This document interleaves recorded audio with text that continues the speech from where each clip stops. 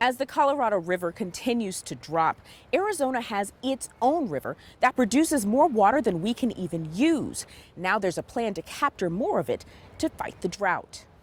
Classic. Yep, it's a classic boat. It is. They say the only thing better than having a boat is having a friend with a boat. It catches fish. Not today.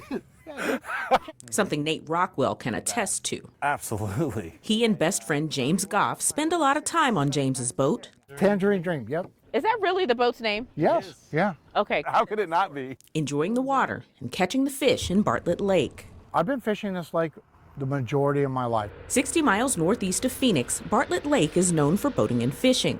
But its real job is to collect rain and snowpack on the Verde River before it flows into the Salt River. So what we do is capture as much as we can so we can slowly release that water into the canal system to make those deliveries to water treatment plants to ultimately go into homes and businesses. But Ron Clawwitter with Salt River Project says this water won't ever make it there. They are flashy systems. Floods that come from heavy precipitation up north are just too much water for the lake and its current dam to hold.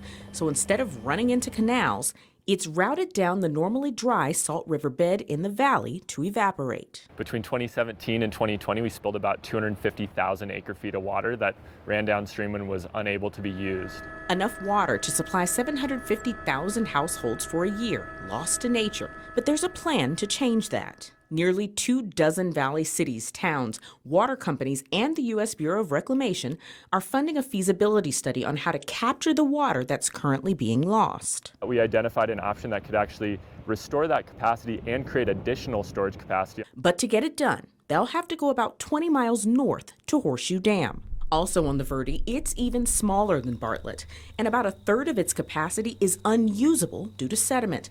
Its new purpose will be the battle against drought. Under the current proposal, Bartlett Lake would extend almost all the way back to Horseshoe Lake. And that proposal would raise Bartlett Dam by 97 feet, and it would more than double the storage capacity on the Verde River as it stands today. A massive and expensive undertaking. This December 2021 report estimates the project will cost between $700 and $860 million.